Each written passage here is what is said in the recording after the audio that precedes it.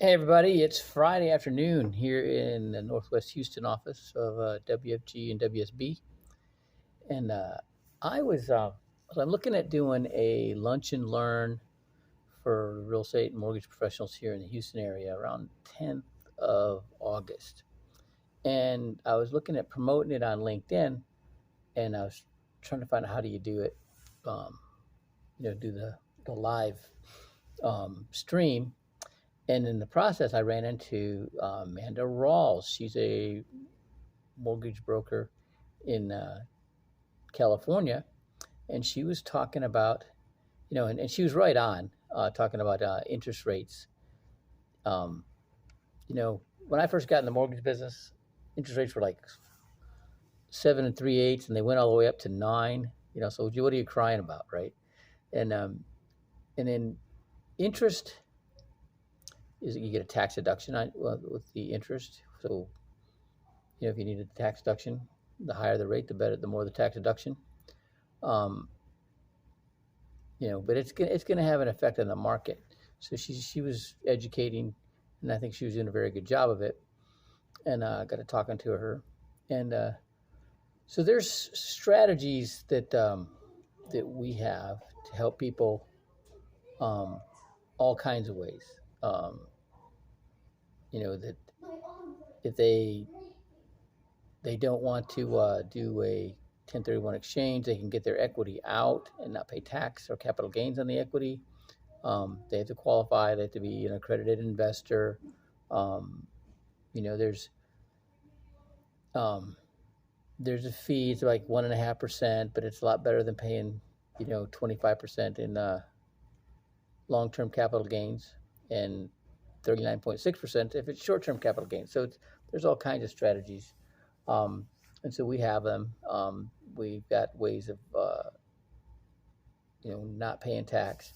But then there's other strategies for investing in commercial real estate. There was one guy right after I heard Amanda's um, broadcast. I was on and saw this other guy talking exactly about that, on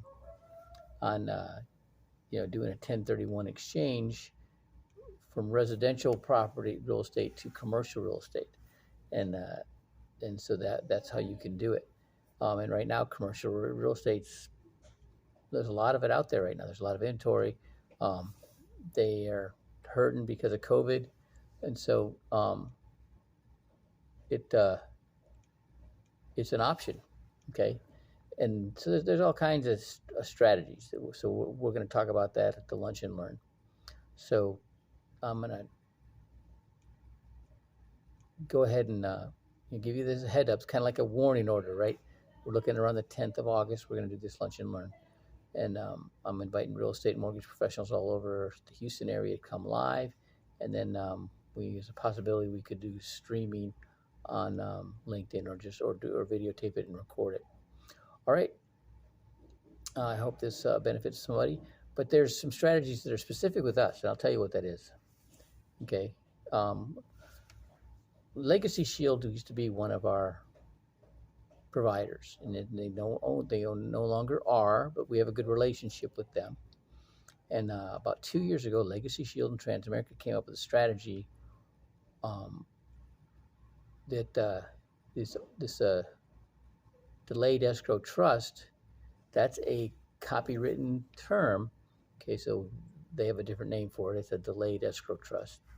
You know, but what people would do use it for was if they had investment property and they hadn't lined up a suitable property that was of equal or greater value to buy to defer the capital gains.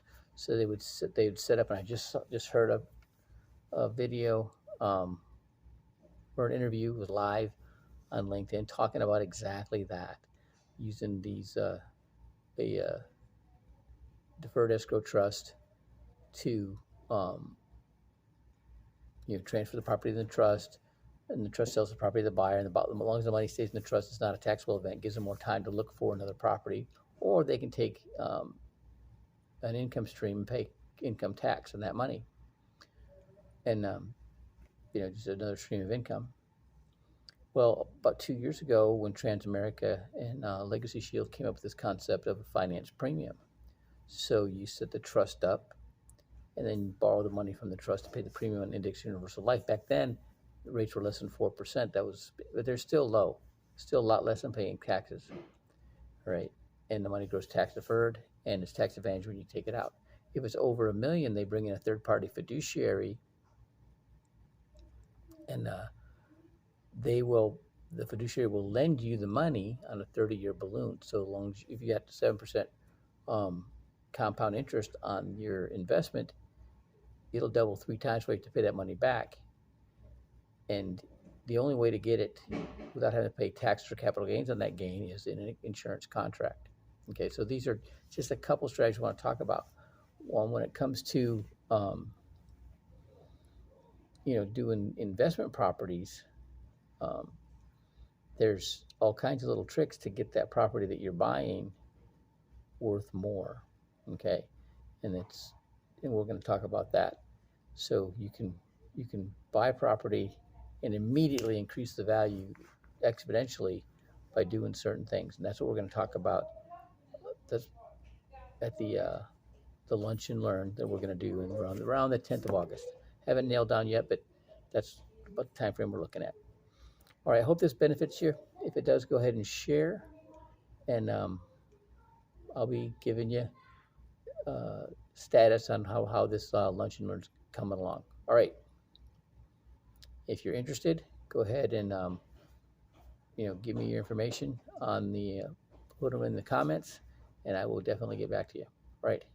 Have a great Friday.